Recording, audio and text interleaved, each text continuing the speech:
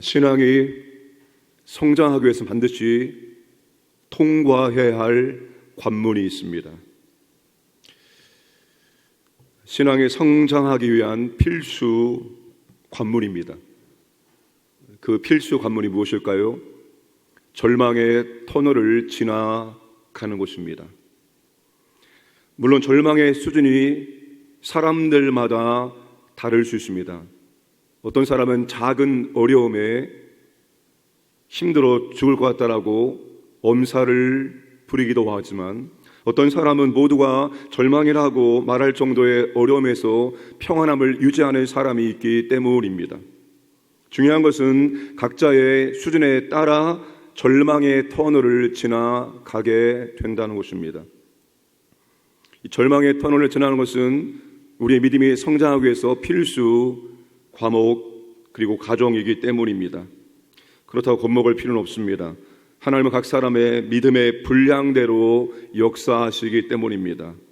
아무나 순교자의 믿음을 요구하지 않습니다. 하나님을 부인할 사람을 순교자로 세지 않습니다. 죽을지라도 주님을 부인하지 않고 주님께 온전한 신앙 고백할 수 있는 사람을 순교자로 요구하시기 때문입니다. 그러나 누구든지 아픔의 시간, 고뇌의 시간, 절망의 시간을 통과를 해야 한다는 것입니다. 77편의 시인은 지금 절망의 터널을 통과하고 있습니다. 1절에 내가 내 음성을 하나님께 부르짖으리니 내 음성으로 하나님께 부르짖으면 내게 귀를 기울이시로다. 다른 번역은 내가 나의 목소리 높여 하나님께 부르짖습니다. 하나님께 부르짖는 나의 소리를 들으시고 귀를 기울여 주십시오. 여러분, 부르짖는다라는 말이 시편에는 굉장히 많이 나옵니다. 여러분, 부르짖어 기도하는 것이 무엇입니까? 그냥 속으로 기도하는 것, 그냥 입술로 그냥 살짝 움직이는 것, 그런 기도가 아닙니다. 부르짖어 기도하는 것은 말 그대로 정말로 간절한 마음으로 목소리 높여 부르짖어 기도하는 것입니다. 모든 사람들이 들을 수 있을 정도로 부르짖어 큰 목소리로 기도하는 것입니다. 시인은 간절히 하나님께 부르짖어 기도하고 있습니다. 2절에 나의 환난 날에 내가 주를 찾았으며 밤에는 내 손을 들고 거두지 아니하였나이다. 내 영혼이 위로받기를 거절하였도다. 다른 번역은 내가 고난 당할 때 나는 주님을 찾았습니다. 밤새도록 두 손을 지켜들고 거두지 않았으며 내 마음은 위로받기조차 거절하였습니다. 자, 1절과 2절 말씀을 통해서 시인이 얼마나 간절한 마음으로 하나님께 기도하고 있는지를 우리는 확인할 수가 있습니다. 지금 어떤 사람의 위로도 위로가 되지 않는 상황입니다. 여러분, 절망의 터널을 통과하는 사람을 위로할 수 있는 사람은 아무도 없습니다. 그럴 때 여러분, 섣불리 위로한다고 위로하지 마시기 바랍니다. 절망의 터널을 지나가고 있는 사람은 섣불리 위로하는 것이 아니라 그냥 그 사람 옆에 함께 있어주고 그를 위해서 진심으로 기도해 주는 것입니다. 섣불리 위로한다고 위로하는 것이 욥의 세 친구의 위로가 될 수 있기 때문입니다. 많은 사람들이 어디에서 상처받느냐? 믿는 사람이 위로한다고 위로하는데 그게 위로가 아니라 오히려 상처를 주는 위로가 될 수가 있다는 것입니다. 3절에서 점점 희망을 잃어가고 있는 시인의 모습을 확인할 수가 있습니다. 내가 하나님을 기억하고 불안하여 근심하니 내 심령이 상하도다. 다른 번역은 내가 하나님을 생각하면 한숨 짓게 됩니다. 내 생각에 골몰하게 빠지면 내 마음은 약해집니다. 여러분, 지금 시인이 하나님을 생각하는데 한숨만 나온다는 것입니다. 누구한테 기도합니까? 하나님께 기도하고 있는데 그 하나님을 생각하면 한숨만 짓게 된다는 것입니다. 시인의 전 환경과 문제가 하나님보다 더 크게 느껴지고 있다는 것입니다. 시인의 마음에 이제는 의심과 불안이 채워지고 있습니다. 4절에 주께서 내가 눈을 붙이지 못하게 하시니 내가 괴로워 말할 수 없나이다. 시인은 이제는 불면증에 시달리고 있습니다. 그가 처한 절망의 환경과 문제가 지속되고 있기 때문입니다. 전혀 해결의 기미가 보이고 있지 않기 때문입니다. 7절부터 9절까지 시인의 절망이 최고조에 다다랐음을 보여줍니다. 시인은 6개의 질문을 쉬지 않고 던지고 있습니다. 7절 첫 번째 질문은 주께서 영원히 버리실까? 두 번째 질문은 다시는 은혜를 베풀지 아니하실까? 8절의 세 번째 질문은 그의 인자하심은 영원히 끝났는가? 네 번째 질문은 그의 약속하심도 영구히 패하였는가? 9절의 다섯 번째 질문은 하나님이 그가 베푸실 은혜를 잊으셨는가? 마지막 여섯 번째 질문은 노하심으로 그가 베푸실 긍휼을 그치셨는가입니다.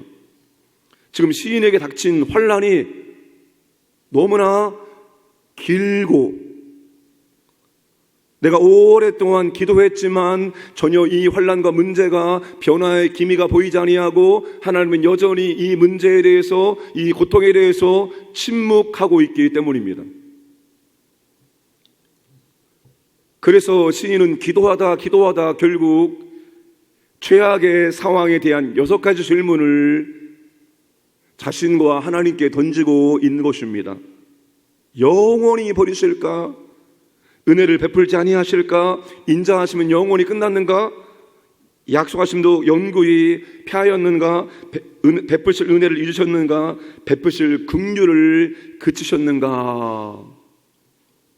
지금 시인이 절망의 터널의 한복판에 있다는 것을 우리에게 보여주고 있습니다. 시인이 할 수 있는 것은 하나님께 기도밖에 없습니다. 그래서 밤을 지새우며 하나님께 매달렸습니다. 밤을 지새우며 하나님 아버지, 아마 눈물로 부르짖어 기도하다가 지쳐 쓰러져 졸기도 하고 자기도 하면서 그는 밤을 지새우면서 하나님께 이 절망의 터널을 통과할 수 있도록, 이 고통 관련해서 벗어날 수 있도록 간절한 마음에 그렇게 부르짖어 기도하였던 것입니다. 하루 이틀 3일 시간은 점점 흘러가지만 전혀 이 환난에서 벗어날 기미가 보이지 않습니다. 이제는 불면증까지 생겼습니다. 하지만 하나님 여전히 그의 삶에 대해서, 그의 환난과 고통에 대해서 침묵하고 있습니다. 여러분, 누구나 시인과 비슷한 절망의 터널을 통과해야만 합니다. 제가 절망의 터널을 통과해야만 합니다라고 말씀드렸습니다. 어떤 사람의 도움으로도 해결할 수 없는 절망의 터널입니다. 사람을 의지해서 아무것도 할 수 없는 그런 절망의 터널입니다. 희망과 소망이 전혀 보이지 않는, 이제는 정말 끝났나 보다 싶을 정도의 절망의 터널입니다. 그 절망의 터널에서 할 수 있는 것은 오직 한 가지뿐입니다. 하나님 앞에 독대하는 것입니다. 하나님 앞에 1대1로 서서 그분 앞에 서는 것입니다. 그것이 바로 여러분 기도입니다. 내 자신도 나를 도울 수 없고 다른 사람도 나를 도울 수 없고 세상의 모든 것들이 나를 도울 수 없는 그 상황에서 우리는 진심으로 하나님 앞에 독대하고 하나님 앞에 설 수 있어야 되는 것입니다. 여러분, 오직 하나님만 바라보고 하나님께 매달려 기도하는 그 하나님과의 1대1 독대가 우리의 삶 가운데, 우리의 신앙 여정 가운데서는 있어야 된다는 것입니다. 그것이 여러분 우리에게는 우리의 신앙을 지탱할 수 있는 영적인 기둥들이 되어집니다. 우리의 인생의 고비고비마다 그런 영적인 기둥들이 하나씩 세워지게 되어지는 것입니다. 기도에도 응답이 없고 하나님은 계속 침묵하는 상황 속에서도 우리는 기도의 끈을 놓지 않아야 된다는 것입니다. 여러분, 지금 절망의 터널의 한복판에 있고 하나님은 여전히 침묵하고 있고 어떠한 도움도 없고 정말로 이제 끝났다 싶은 이 상황에서도 여전히 하나님 앞에 기도할 수 있는 것, 그것이 여러분 하나님의 응답입니다. 그것이 하나님의 은혜입니다. 믿음이 없으면 그런 상황에 처하면 어떻게 됩니까? 하나님을 원망하고 불평하고 하나님을 떠납니다. 하나님을 완전히 떠나진 않지만 신앙이 어떻게 됩니까? 예배도 안 나오고 기도도 안 나오고 신앙의 잠수를 탑니다. 하나님과 관계가 서먹서먹해지고 멀어지게 되어집니다. 그런데 오늘 시인은 절망의 한복판에 있음에도 불구하고 여전히 기도의 끈을 놓지 않고 여전히 하나님 앞에 기도하고 있다는 것입니다. 이게 여러분 절망을 통과하는 사람에게 주신 하나님의 은혜입니다. 그게 하나님의 응답입니다. 하나님은 침묵하고 있지만 여전히 시인은 하나님 앞에 기도할 수 있는 믿음, 그리고 기도할 수 있는 능력을 하나님께서 그에게 불어 넣어 주시고 있기 때문입니다. 근데 우리가 절망의 터널을 통과할 때는 그냥 일반적인 기도해서 안 됩니다. 여러분, 하나님께서 우리에게 절망의 터널을 통과하는 환난과 시험과 고통과 어려움을 줄 때는 그냥 일반적인 기도하라고 하는 것이 아닙니다. 그때는 진짜로 여러분이 한번 해보지 않은 희생이 들어간 기도를 하나님께 드릴 수 있어야 됩니다. 지금 시인은 철야 기도하고 있는 것입니다. 밤을 지새우며 하나님께 부르짖어 하나님께 기도하고 있습니다. 여러분, 우리가 절망의 터널을 통과할 때는 하나님께 일반적인 기도가 아니라 희생이 들어간 그런 기도해야 되는 겁니다.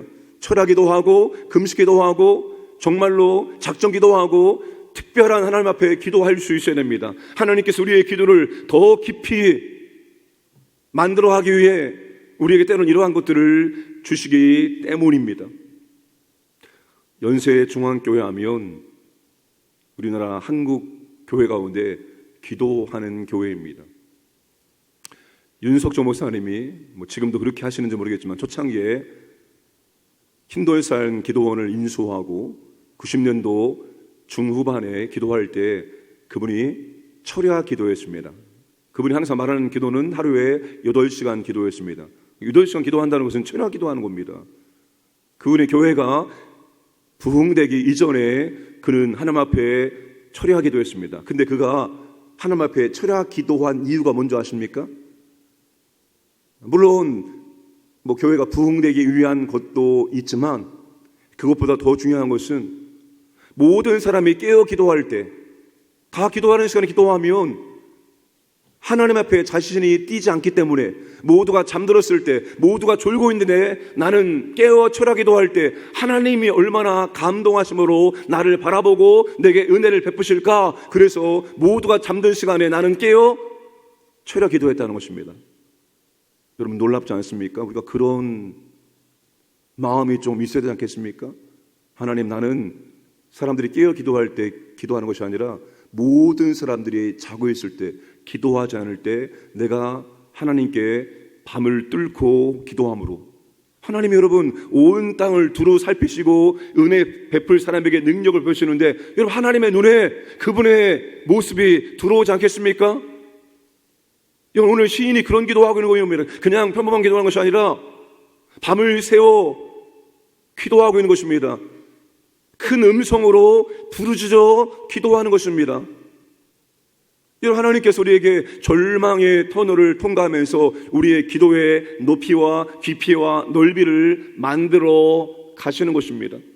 그러니까 여러분, 그런 상황에 처하면 그냥 내가 보통 해왔던 기도가 아니라 진짜 한번 희생에 들어간 기도를 작정하고 해야 됩니다. 내가 하나님 아버지 40일 금식 기도는 못할지라도 열흘 금식 기도를 선포합니다. 하나님 아버지, 내가 새벽을 깨우지 못하는 사람인데 내가 한번 30일, 50일, 100일 새벽을 깨워 기도합니다. 하나님, 내가 강단에서 자면서 본당에 자면서 내가 한 달을 기도하겠습니다. 여러분, 이런 기도가 우리 가운데 필요한 겁니다. 그런 기도가 있을 때 우리의 기도의 깊이가, 넓이가, 높이가 달라지는 전환점이 될 수 있습니다. 7월 한 달이 그런 한 달입니다. 여러분, 7월 한 달 시간 되면 나오고 안 되면 말고 그런 마음으로 참여하지 마시고, 나는 어떤 일이 있어도 병원에 내가 입원하기 전까지 나는 7월 한 달을 이런 기도 제목을 가지고 하나님께 매달려 기도하겠다. 여러분, 그런 기도 제목을 가지고 와서 7월 한 달을 하나님 앞에 작정하며 기도할 수 있기를 바랍니다. 그런 시간들이 여러분의 기도의 깊이가, 기도의 넓이가 넓어지게 만드는 시간입니다. 그런 기도의 시간들을 통해서 우리가 하나님 앞에 독대하고 우리의 기도가 한 단계 높아지게 되어지는 것입니다. 여러분, 절망적인 상황일수록 성도는 적극적으로 하나님께 나아가 기도해야 됩니다. 진짜 이분의 믿음이 진짜 믿음인가? 뭘 통해서 알 수 있습니까? 절망적인 상황 속에 처하면 하나님께 나와 엎드리는 사람입니다. 하나님께 나와 간절한 마음을 기도하는 사람입니다. 힘들고 어려우면 하나님께서 그런 환경을 인도하시면 보통 때보다 더 하나님께 나와서 엎드려 간절한 마음으로 기도하는 것입니다. 진짜 위기는, 진짜 절망적인 상황은 우리의 기도가 멈추는 순간입니다. 우리의 기도가 멈추는 순간이 진짜로 절망적인 상황입니다. 사랑하는 여러분, 때론 하나님께서 우리의 삶 가운데 더 기도하라고 이런 시험, 시련, 환난, 고난을 허락할 때가 있습니다. 그때 하나님께 희생이 들어간 특별한 기도를 드림으로 여러분의 믿음의 그릇이 더욱더 넓어지기를, 기도의 깊이가 더 깊어지기를 주님의 이름으로 축복합니다.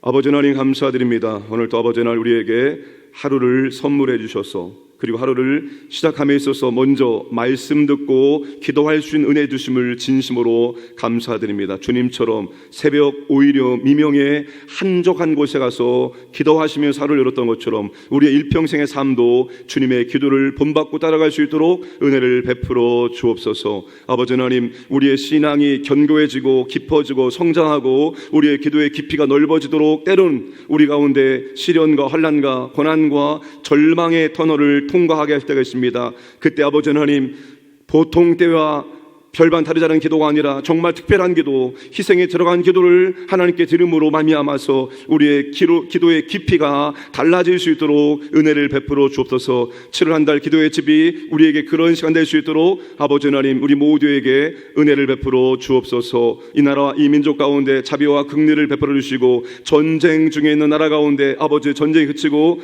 평화 임할 수 있도록 개입하여 주시기를 원하옵나이다. 오늘도 황인의 모든 가정들, 직장, 사업 자녀들, 재산 모든 것들을 보호해 주시고 하나님의 은혜를 경험할 수 있는 복된 날이 될 수 있도록 인도하여 주옵소서. 새벽을 깨어 기도하는 주님의 자녀들에게 하나님과 더 깊이 기도할 수 있도록, 교제할 수 있도록 이 시간 가까이 해주시고 은혜를 베풀어 주옵소서. 감사드리며 모든 말씀 예수님의 이름으로 기도드려옵나이다. 아멘.